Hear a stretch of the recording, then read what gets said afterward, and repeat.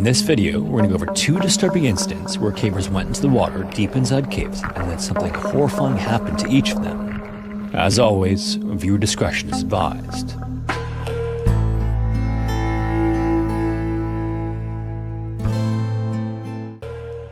The entrance to Climax Cave doesn't look like much from the outside. It's just a yawning sinkhole tucked away in the pine woods of Decatur County, Georgia. There are no signs or even hints of the vast labyrinth hidden below ground. For most people, it's just another patch of private land outside the town of Climax. For cavers, however, as is often the case, Climax Cave is something else entirely. Bruce Brewer probably knew this cave better than anyone. At 33 years old, he was already a 10-year veteran of the caving world in 2003, and as is also often the case, he wasn't some reckless thrill-seeker. Bruce was meticulous, thoughtful, and deeply respected by those who knew him. And to him, the caves weren't just holes in the ground, they were hidden worlds of delicate ecosystems few people would ever see. And Climax Cave was one of his favorites. Bruce had been through it more than 100 times, crawling, climbing, and squeezing his way through nearly 8 miles or 13 kilometers of mapped passages. This makes it the second longest dry cave in the entire state. Dry in this case is a relative term though, because although it lacks the steady streams and flowing rivers of wetter caves, there are still pools of water throughout. The entrance itself is a massive sinkhole that drops 30 feet or nearly 10 meters. 3 main passageways sprawl out from there, each with their own unique features. One is a wide hole that needs to be rigged with rope. Another is a chimney tube, narrow and slick, that forces cavers to suspend themselves in midair. And then there's the shaft. This route is easy to climb, but often slick with a thin waterfall on the way down. From there, it's mud, rock, and crawling through tight spaces where your chest scrapes the stone and squeezing through fissures barely wide enough to breathe in. There are also whole rooms in places that are tall, cathedral-like chambers, but they are a rare, brief feature before the next belly crawl or vertical drop. Then, somewhere deep inside is an area known as Razor Hall. This is a jagged room suspended above a deep pool named for the blade-like formations that jut from the ceiling, and Razor Hall is both a landmark and a warning. This was the thing about Climax Cave. It didn't matter how many times you'd been there, the mud, slick rock, and hidden pools could combine to change conditions overnight. Water could rise, air pockets could vanish, and passages that had been safe 100 times before could suddenly become completely impassable. On July 12, 2003, Bruce was leading 7 other rookies and caving novices into the cave. He had led environmental groups, curious students, and seasoned cavers alike, but that day's group was composed of researchers from a nearby ecological center. All of them were bright and eager, but most had never set foot in a cave like this, and some had never set foot in a cave at all. Still, it was going to be a fairly simple tour that included a few thousand feet of crawling, walking, and climbing. Bruce would show off the cave's vast rooms and point out fragile formations, and maybe they'd catch sight of the massive bat colony that called Climax Cave home. That was the real mission. The group Bruce was leading wanted to study the bats and hoped to record their calls and sounds while observing their behavior. So at around 11 a.m., they entered the cave, slipping down through the sinkhole and into the darkness. And it didn't take long before the mud coated everything. Hours passed afterward and they crawled and climbed, then rested, then started the cycle all over again as the bats screeched overhead. By early evening, the group reached Razor Hall, which was the last major landmark before the loop turned for home. Bruce knew this room well. It was a wide chamber with a deep pool at its center, and across the pool, a natural partition separated Razor Hall from the next chamber known as the Turnage Room. Usually, this area presented few problems. If the water level was low, you could swim under the partition or carefully squeeze along a narrow ledge above the pool to get through. But Bruce immediately knew that things were different when the group entered the hall this time. Recent heavy rains had changed everything. Bruce stood at the water's edge, staring down at the pool. The water was higher than he'd ever seen it, and there was no ledge to crawl along anymore. For the first time all day, the weight of where they were seemed to hit everyone at once. They were hours into the cave, miles from the entrance, with no easy way forward and no simple way back. This meant Bruce had a decision to make. One room separated them from finishing the loop and heading back toward the light, but one submerged partition blocked the way. For a long moment, Bruce just stood there, silent and thinking. The pool didn't ripple, and it didn't even hint at how deep it ran or what waited beneath. The group watched him, waiting for his next move, and he finally turned and he told the group to stay put and calmly explained that he was going to go check if the underwater passage was passable. If he could make it under the partition, he'd surface on the other side in the turnage room, confirm it was safe, and then call them through. This was a calculated risk, but cavers had a name for it, sumping. Essentially, sumping is a form of cave diving with no scuba gear used for short trips underwater. Bruce had done it before, but cavers know that sumping can be a bit of a gamble. Water levels, underwater obstacles, unseen currents, and even tangled debris can complicate things. Still, Bruce didn't hesitate. He knelt at the edge of the pool and slid into the water before swimming over close to the partition. Then he took a deep breath and disappeared under the surface. The rest of the group then waited, many of them holding their breath along with Bruce. The seconds ticked by, then a minute, then another, and they stood frozen. Nobody moved or spoke. Maybe he'd surfaced on the other side, maybe he was just taking longer than expected, or maybe he'd gotten into trouble that he couldn't escape. Someone then suggested turning off their lights to conserve battery, and one by one they flicked off. In the pitch black, they then noticed a faint glow coming from beneath the partition, shimmering in the dark water. They hoped it was Bruce and that he'd made it, but that hope was short-lived. Members of the group then crawled forward, inching toward the pool's edge. They then reached into the water, feeling blindly and desperately trying to grasp anything, Bruce's arm, his clothing, his gear, but Bruce was gone. Bruce had vanished somewhere beyond the partition at a depth of upwards of 12 feet or nearly 4 meters. After long enough, it was clear that the group of 7 had to get out and find help. They had to leave Bruce behind. By the time the first cavers stumbled out of Climax Cave, it was nearly midnight. One of them then called the sheriff's office and told them what happened. Deputies then raced the scene, but this was something they weren't equipped for. Climax Cave wasn't some tourist attraction. That's when the call went out for Will Summer, a local caver who knew the place like Bruce did. He then arrived, geared up and strapped on his headlamp, and was joined by 2 police divers who were brought in to assist. It was around 2:30 in the morning when they reached Razor Hall, and the 3 didn't waste time. They slipped into the water and descended into the pool where Bruce had vanished. And it didn't take long to find him. Bruce's body was found caught beneath the partition, right where they feared he'd be. It didn't look like there was any struggle, and there were no signs that he'd fought his way forward or backward. It was just Bruce floating there in the dark with his body pinned against the rock. The 3 managed to free Bruce's body from his trap and bring him toward the pool's surface, but pulling him from the water was only the start. What started as a handful of deputies swelled into an army of more than 100 people gathered at the site. The cave's narrowest points just weren't designed for body recovery, so for 13 straight hours the recovery team fought their way back through the cave, dragging Bruce inch by inch toward the surface. Finally, at 4:19 a.m. on July 14th, Bruce's body broke the surface. There were no cheers or feelings of relief, just quiet, hollow exhaustion. It's not entirely clear what exactly went wrong on his brief swim, but at some point it seems he became trapped or passed out and ultimately drowned.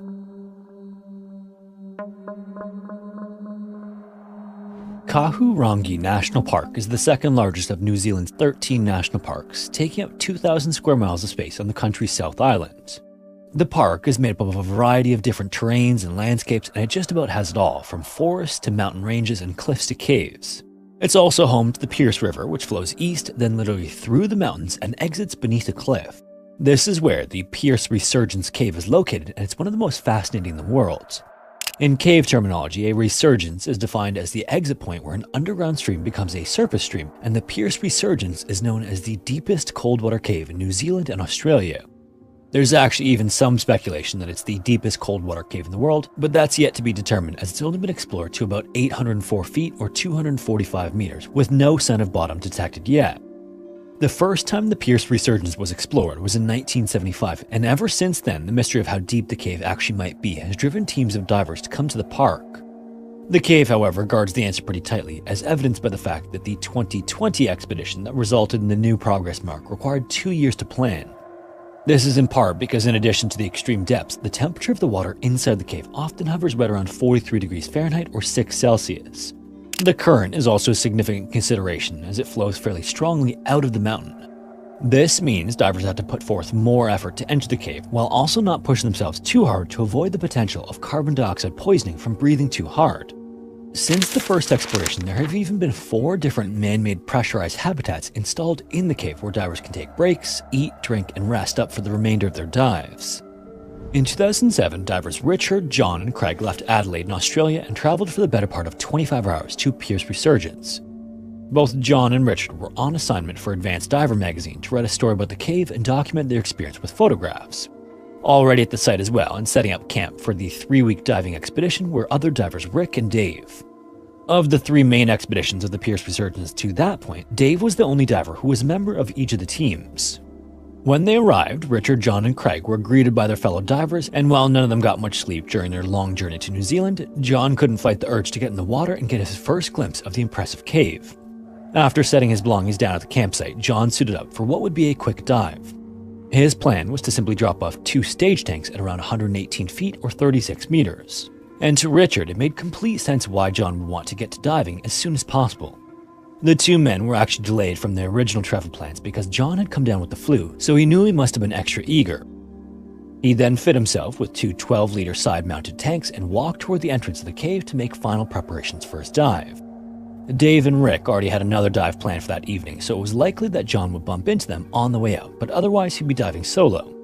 When he was all ready to go, John put his regulator into his mouth and began his descent into the cave. In dropping to the entry to Pearse Resurgence, divers quickly reach a fork and can choose one of two tunnels that both lead to the same chamber. One is called Gargle Blaster and the other is Nightmare Crescent, which John chose. He then squeezed through a tight restriction that opened up into an area called Weaver's Ledge, and as he approached the opening, he remembered how it got its name. In 1995, diver Dave Weaver was part of a team that was pushing to discover the depths of Pearse Resurgence.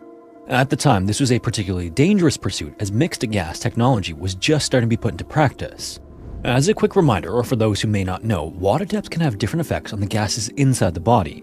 At a certain point, usually around 100 feet or 33 meters, divers face the threat of a condition called nitrogen narcosis. This occurs when too much nitrogen builds up in the bloodstream and can have a narcotic effect similar to being drunk. Since the air we breathe on the surface is about 78% nitrogen, divers today will often switch to breathing a gas mixture with far less nitrogen to prevent or reduce the effects. And then just as hazardous is another condition called oxygen toxicity. Surface air contains about 21% oxygen, but breathing that much at depths beyond 217 feet or 70 meters can be life-threatening. With the type of pressure the body is under at those depths, oxygen can become toxic and literally poison a diver. And during the 1995 expedition, the group was only using compressed surface air to descend to a maximum depth of 253 feet or 77 meters, well beyond the point where nitrogen narcosis becomes a real possibility. Weaver was one of the least experienced divers on the expedition, but he was being joined by a group of seasoned cave divers on this particular dive. Everything started out as planned upon entering the cave, but as the group descended, something caught a diver named Kieran's attention. When he looked over toward Weaver, he could hardly believe what he was seeing. At around 236 feet or 72 meters, Weaver started venting air from a valve on his dry suit, and a moment later he lost consciousness and started to sink fast with his regulator no longer in his mouth. Kieran then raced after Weaver and only managed to catch up to him when Weaver's body came to rest on a ledge. As soon as Kieran reached Weaver, he checked his own depth gauge and saw that he was now at 279 feet or 85 meters. If he stayed much longer, he'd be in big trouble because of the threat of oxygen toxicity. So with no other choice, Kieran had to leave Weaver on the ledge, but this presented another problem. When Kieran chased after Weaver, he left the guide rope that would lead him to the surface. But Weaver, who was now completely lifeless, was lying on the ledge on his back with his light still shining upward toward the surface. Miraculously, in the beam, Kieran spotted the guide rope, and Weaver's light is the only reason he survived to reach the surface that day. For more than 18 months afterward, Weaver's body rested on that ledge until it was eventually recovered by an Australian team of divers using mixed gas. Just as quickly as John's mind wandered, though, he was snapped out of it by a strange sensation. Before he even reached the opening to Weaver's ledge, John started to feel ill. Up to that point, everything had felt fine and he was even warm and comfortable in the frigid water, but when this feeling came on, it changed everything and advanced rapidly. John's vision started to get wavy and distorted as he continued to drop, so he grabbed for the guide rope to stop his descent. Something in him just knew he had to get out of the cave immediately. He then switched directions and started to ascend, but suddenly he saw the tunnel as if it were a distorted dream. The ceiling became the floor and everything was twisting and contorting. To make matters worse, he came into contact with the cave walls, which sent a plume of sediment into the water, reducing visibility to zero. He then lost all sense of which way was up or down, left or right, and fear started to rise in him that he was going to pass out. Desperately, he tried to swim toward the surface, but it would take a few moments before he realized he was going the wrong way. Luckily, he managed to clear the silt in his panic, and then he looked up and saw ripples of the surface reflected against his flashlight and started to ascend toward them. When he broke the surface, a sense of relief immediately washed over him, but it didn't last because John hadn't actually reached the exit of the cave. He was now stuck in an air pocket. Descending again just wasn't an option with how he was feeling, and he knew his best chance of survival was to wait his condition out or wait to be found. Somewhat ironically though, in an interesting twist of fate, John had actually found himself in a somewhat similar condition before. During an earlier dive in his career, he waited for more than 30 hours to be rescued, but in his current condition, he doubted he had that kind of endurance. His only hope was a brief conversation prior to his dive. Dave had told him about this particular chamber, but he said he had never been in it himself. Back at the surface, Dave and Rick performed their final equipment checks and descended into Pearse Resurgence while John waited in the air pocket. The last time he was trapped in a cave, he was at least able to pull himself onto dry land and had food to eat. As he looked around the chamber though, there were very few options to get himself out of the water. And while he was still relatively warm and comfortable, that wouldn't last long over an extended amount of time in such cold water, so getting out of the water was crucial if he was going to be trapped for any length of time. As he looked around, he saw that there was a small rock that jutted out from the wall that might have just enough room for John to perch himself on, so he gave it a shot. Luckily, this guess was right and he got most of his body out of the water. With that problem now mostly solved, he decided that he'd get as comfortable as he could. All he could do now was keep a close eye on the dark water below him for any sign of Dave or Rick. Back at the campsite, Craig and Richard were continuing to settle in when they suddenly realized that John hadn't returned from his dive. About 90 minutes had passed since he left to stage the tanks, and the two men verbally acknowledged that he had been gone for a while. They weren't necessarily concerned because they knew Dave and Rick were in the cave with him and could help John if needed, but this would get increasingly alarming as the minutes continued to tick by. Back inside the air pocket, John's brain was filled with all sorts of questions and ideas, like would Dave or Rick swim by this area? Would they notice that he only clipped one of the stage tanks to the guide rope and even realize something was wrong in the first place? Or maybe he could tie his flashlight to a rope and lower it down below in hopes of getting their attention. In the middle of this deep contemplation, the rift below him lit up with a beam of light. Instantly, John grabbed his helmet and flipped on the light attached to it, which was the most powerful light source he had available to him. He then started shining it down into the water, waving around in hopes that the movement would attract Dave and Rick's attention, but as he desperately moved the helmet around, the rift below him started to eventually darken and turn back to black. The two divers were clearly in the area, but they had moved on, leaving John with nothing more to do than to continue waiting. Another 20 minutes then passed and the light from below returned. Once again, John flashed his light to the darkness below him, but the flashlight beam from below dissipated again. Now John was certain that neither of the other divers would find him, and he took stock of his current situation. Even now at rest, he still felt like his equilibrium was off and that his thinking was clouded. This made him question whether or not he should suit back up and try to find the cave exit. As he debated once again, his thought process was broken up by a much brighter light than the previous two. He immediately recognized it as the light attached to Dave's video camera. As fast as he could, John got back into his dry suit and put his helmet on. He then slipped beneath the water, and right away his vision started to narrow with increasing depth. Keeping one hand on the wall to maintain some semblance of balance, John was determined to remain conscious and get to Dave. Just then, he spotted the unmistakable bright yellow shell of Dave's rebreather apparatus, and John signaled as best as he could under the circumstances with his flashlight. As he did this, his vision continued to get worse and his dizziness grew in intensity. He knew that he had to get back into the air chamber immediately. Once he popped out of the water though, there was Dave resurfacing with him. John then took his regular out of his mouth, overly relieved that he'd been found, and in between large gulps of air, he told Dave that he had messed up and that he was in big trouble. John had been waiting for help for about an hour and a half to that point, and his condition had definitely worsened after a second descent. Dave just brushed off John's comment about how he was in big trouble and asked him how much gas he had left. There was plenty in John's tanks, but the problem in his eyes was that he needed to stay conscious to use it. Dave then assured him that his current situation wasn't a big deal, that he'd be able to get John out without any further incident.